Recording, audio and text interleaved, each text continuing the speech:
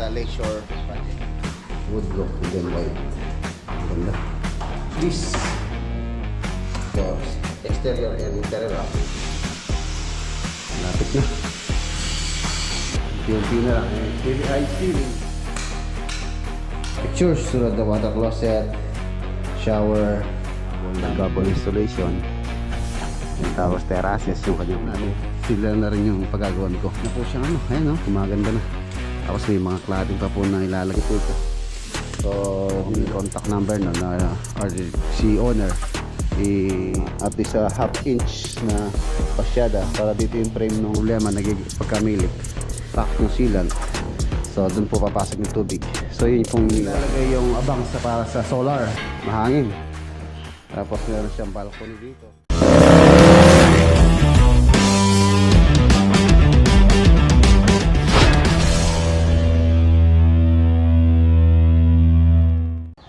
Good morning. Kaya mga boss, for today's video, update po tayo sa Arayat project tsaka sa Lakeshore project. Mag-ano lang tayo ngayon. Single Senki ang gagamitin natin.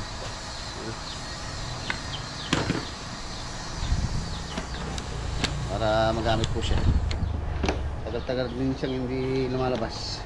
Para makapasyal naman si Senki. Wala naman tayong dadaling materyales, so pwede tayong mag-motor muna.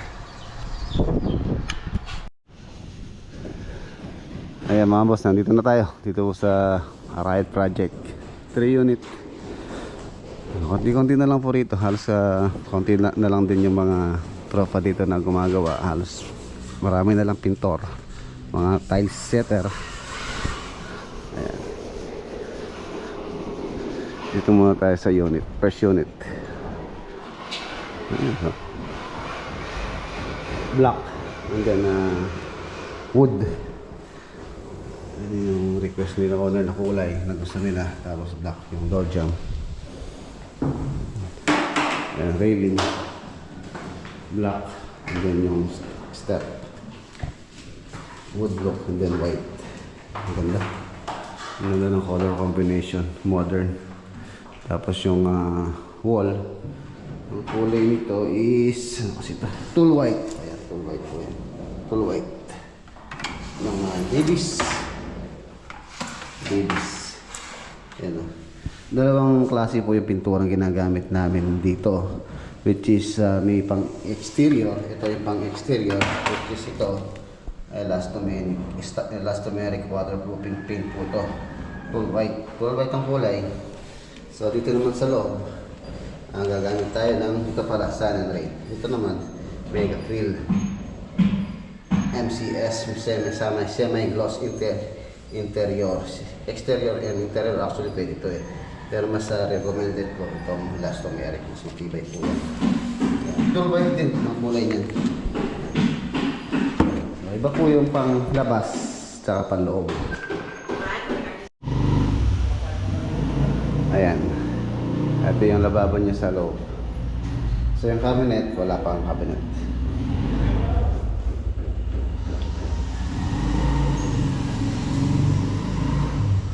So CR.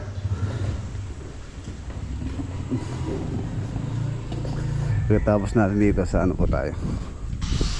Sa Lakeshore.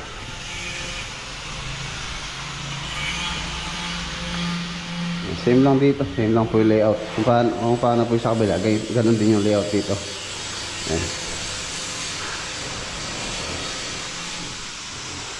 Lapit na.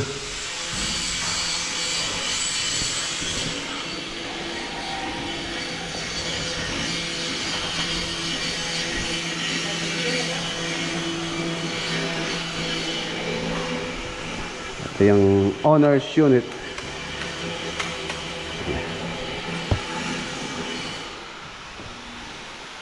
Unti na lang heavy high ceiling.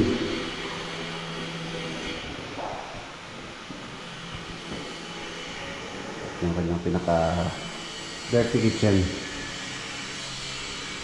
CR.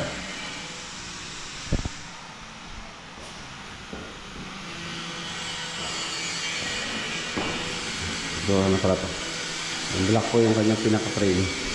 Tapos woodlock. Yung planks, varnish. Makabalot para hindi po madamihan.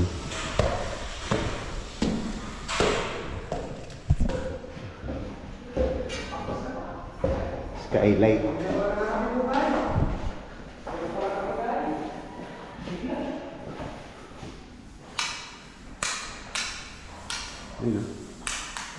Pin light.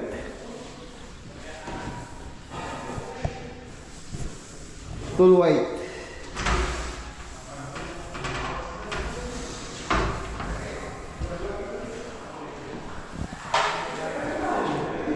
CR.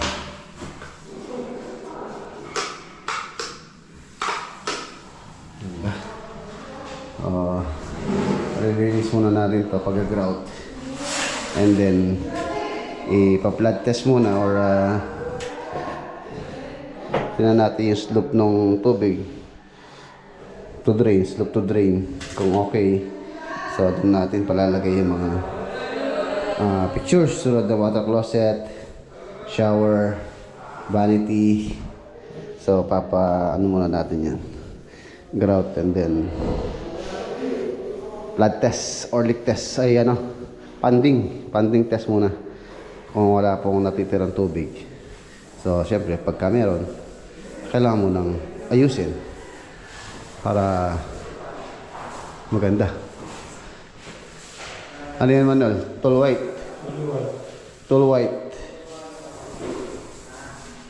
Tapos ito yung balcony.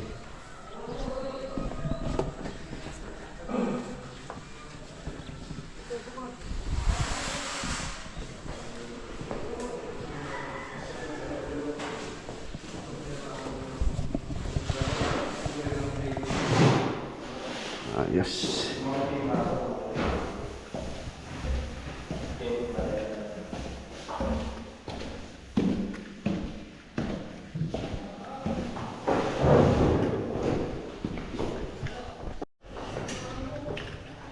Ito yung unit 1. Dito halos konti-konti na lang dito. Tapos na. And meron yung pinaka-access dito sa balcony. Ayan, balcony.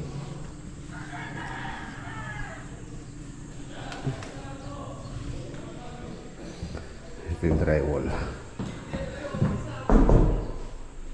Kwarto. So, punch-list lang dito konti. Yung mga paint na kailangang ayusin. And then door stopper. So the rest dito also okay na. Isa. Pin light para pang power. So na-rin ko yun. Dito sa likod. Yan. Pinapalinis ko na rin yung bubong dito para malinis na rin.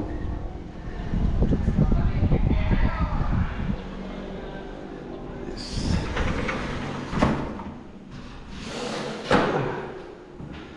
Ang ganda ng mga pintura. White. Ayos.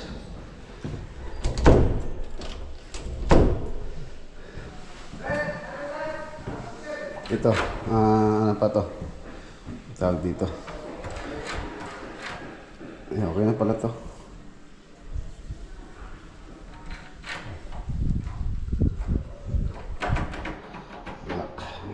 Susian.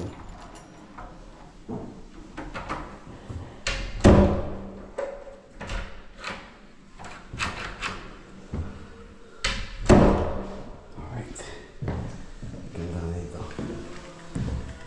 Ang dalan. Tiles po yan na 30 by 60. Woodlock. Grout. Cabinet na lang sa mga CR. Tsaka sa CR. Dito sa lababo.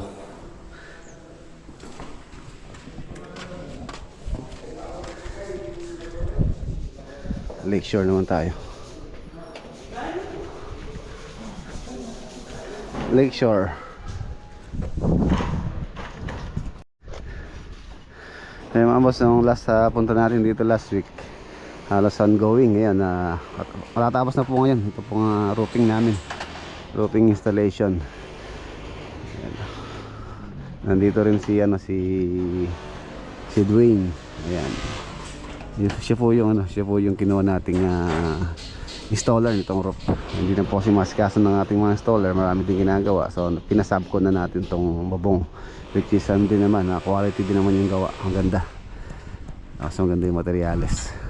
Yan, stainless cutter, smoke, tapos with the bubble installation. Yan, tapos terraces yung kanyang pinakabubong.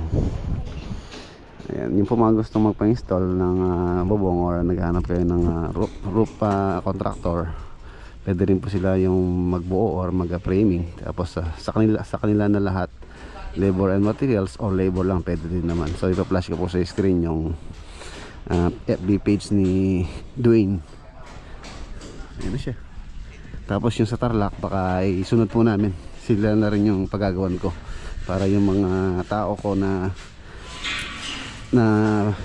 gagawa doon sa meron pang magawa, para po makabilis yung proyekto. Kailangan natin kumuha ng karagdagang manpower or tawag dito, yung katulong. Kung tayo lang hindi natin kaya pag maraming trabaho. Ayun na siya, malapit na po siyang ayun, gumaganda na. Tapos may mga cladding pa po na ilalagay namin dito. So ang ganda nito, kanatapos. Ongoing yung pag-skim coat, pag-plastering pa dito na lang sa exterior. And then itong garage, piniprepare na for concreting.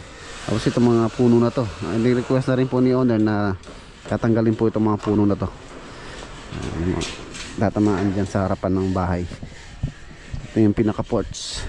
Tapos yung bakod, baka sunod na namin yung bakod. Pag-usapan namin nila owner yung bakod. Ayan si Dwayne. Good morning. Alago na pala yung drone mo Ano yung drone mo? DJI po. Ayan, yan po si Dwayne. Si Dwayne Capili, siya po yung anak po ni paring Ronald Capili, kung hindi nyo na itatanong. Ayan.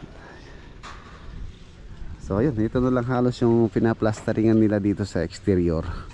So ayan, pwede na tayo mag-apply ng ng waterproofing materials. All exterior wall. Applyan po namin ng waterproofing materials yan bago po namin i-skim coat para mas maging watertight po itong project, tulad ng ginagawa namin sa mga proyekto. So ayun na, tapos pandrel. Ayan. Ayan, nandito pala si Utol. Chine-check yung mga abang. Ito yung bidet. Hot and cold. Oh, hot and cold tatayan. Wala, may abang din hot and cold dyan. Ito po yung bidet. Ano po ito? Hindi po bowl or water closet. Bidet po ito. So dinala na dito ni Kuya Bong para may abang namin.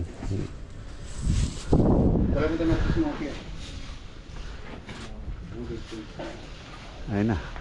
Dito sa kabila, alas tapos na yata rito. Ayan, dito. Ay, tapos na po rito. So yung mga bintana pala, merong kausap si Kuya Bong dito. Yung pong nag-install ng UPVC kay Ka-Farmers. So meron po kaming contact number or si owner. Tingnan natin kung papakular na natin sa kanya. Total yung mga openings tapos naman na, tulad dito mga window. Tapos yung dito sa mga tulad nito exposed sa ulan. So pinagyan po namin ng basyada. Ano siyang at least half inch na basyada para dito yung frame nung bintana. So kahit na masira or ma-expire yung kanyang sealant, so hindi po basta-basta papasok yung tubig. Kadalasan po kasi nagiging problema pagka may leak. For example, tumagal ng a year or 2 years, yung pong sealant yung nagiging cause or nagiging problema pagka na-crack yung sealant.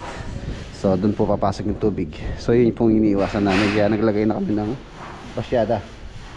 Yung mga bintana lang naman na-expose sa ulan, Tulad doon din naman po ano yan, hindi naman po siya exposed sa ano yan, sa ulan tsaka sa init. Ayan, no?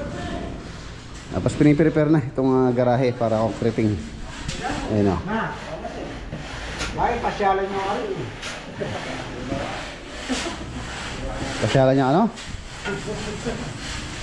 Mama sila. Garage, 2-car garage kasi rito. Ito yung dirty kitchen, maid's room, steel coat. Akit tayo sa taas.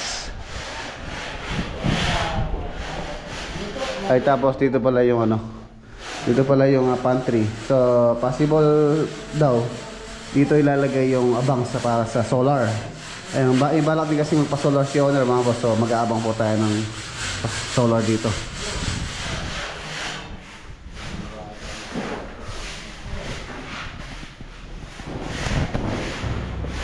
Ano na, malilim na sila, presko na. So hindi na sila nakabilad sa ilalim ng araw. At tapos pumuti na rin yung project. Laki. Ang laki-laki. Ito yung isang bedroom. Ang presko, mahangin. Tapos meron siyang balcony dito. At yung balcony, ayan, ito yung likod. Setback 2 meters. Standard setback po ay sa 2 meters. Tapos ito yung kanyang balcony sa ilalim ng garage. Ito yung isang kwarto din. Tapos ito yung CR. Yan, maluwang yung CR. Dito rin nilalagay yata yung ano, yung bidet. Ang luwag na, oh. Nagmukha na siya maluwang ngayon. Sarap matulog dito. Family area. Ito yung master bedroom. Ayan, ceiling. Gustong ceiling ni owner, ano lang naman po, simple lang, plain lang. Tapos tulad ng sabi ko, meron siyang shadow light sa mga opening, tulad ng mga window, sliding door, window. Ayan, meron siyang ano dito, shadow light. Ayan, tapos yung kortina yata from floor to ceiling, papasok siya dito. So may shadow light na to.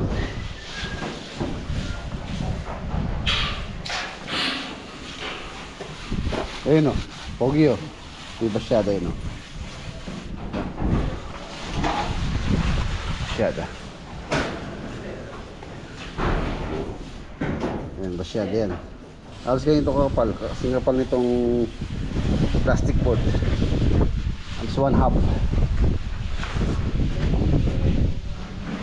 Ganda. Presko na. So isusunod ko na to. Isusunod ko na yung ano nito, tiles.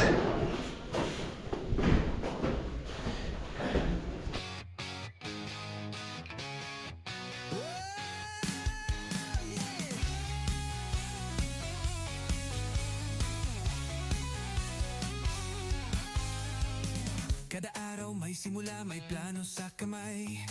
Lakad sa seat kahit tirik ang araw, ulan ang sabay. Rexlab Construction, to ang aming daan. Bawat hollow block, bawat bakal may kwento't laman. Hindi lang ito trabaho, to'y pangarap na buo. Kada buhos ng semento may pangakong totoo. Sa bawat martilyo, tibay ng loob ang dala namin dito. Rexlab, kwento ng konstruksyon, puso't So, ayan mga boss, ayaw na natin sila. 1:30. Dito na po ako nananghalian.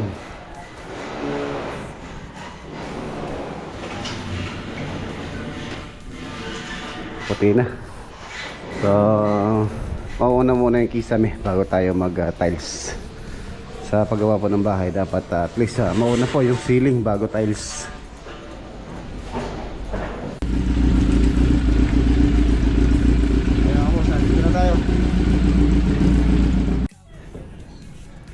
Ayan na mga boss, silipin lang natin itong mga nagawa ng mga nagbabakod. Kahapon Kapag binuhusan po nila to, nahihirapan po sila sa sobrang tigas nitong lupa. Hindi ko alam kung ano nangyari ngayon.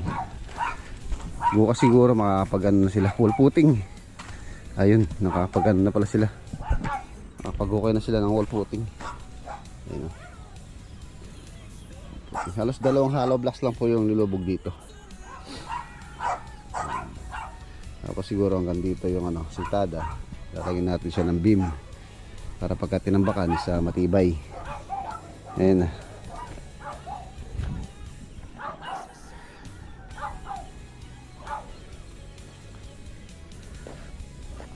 Okay. Bukas pwede na silang mag-wall footing yung iba rito. Ayan. Nasa ano na lang, kalahati na. Hanggang dito medyo matigas pa po yung lupa dahil tuyong tuyo. Hanggang sa ilalim wala pong ano, wala siyang sibol. Walang sibol yung ano, lupa. So, ibig sabihin malalim yung water level. Ayan, hindi tulad ng ibang ano, ibang ganitong bukid pagka may ganito kalalim na may sibol. Wala kasing ano dito, walang malapit na ilog. Talagang bukid po ito. Meron dito yung irrigation doon kung saan tayo nangingisda. Yun, may tubig pa po pero malayo na rin. Ayan. Banda rito hindi na sila mahihirapan pagka dumating na sila dito sa part na to.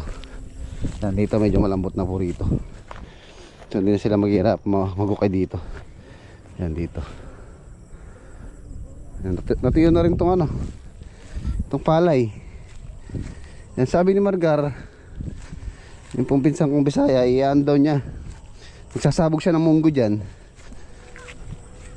Tutubo daw munggo, sasabog niya dito. Bumili ako kanina, nagpabili siya ng munggo. Yan, dyan na sa may parte ng palay na yan. Yan, dito malampot na rito. Yan, hanggang dito po siya. Ito yung moon. Yan, ito yung moon. Nasa 86 meters yata to, hindi ako nagkakamali. Tapos doon, yun doon ano po yun doon, mahaba, pa-island kasi siyang ganun. Yung tabas nitong lote isa pa-island hanggang doon siya, sa bahay na yun yata.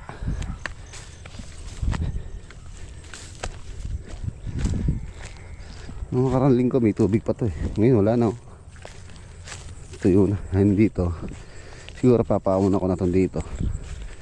Ayan, papahukay na natin to para hindi sila mahirapan din. Nagbibiyak na yung lupa oh.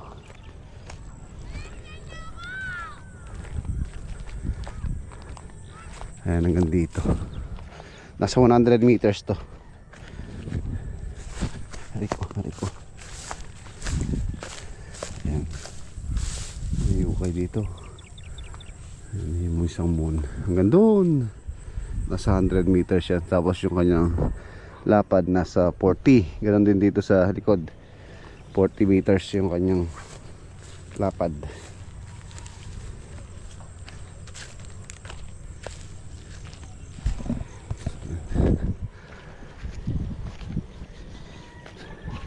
Pag ganitong hapon na, presko po rito, lalo na pagka medyo dumilim. Tapos hahangin. Yung aking mangga pala, ang daming bulaklak po ngayon eh, no? Kung mapapansin nyo, dumami yung bulaklak nya. Nabumili ako ng ano kanina, nagpunta ako sa palengke, nagbumili ako ng pang spray para mamatay yung mga naninira ng ano, bulaklak. I-sprayin ko mamaya. Maganda kasi mag-spray gabi. Meron naman akong spray doon, sprayin ko mamaya. Tanim namin dito ay mais. Nagpabili din ng ano si Margar ng abono.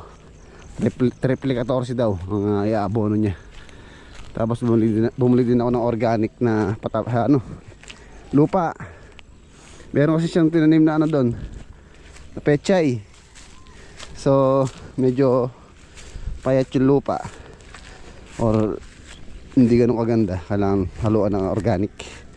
Ito, pakita ko lang bago natin tapusin tong video. Yung mga aso, pusa. Morning, morning.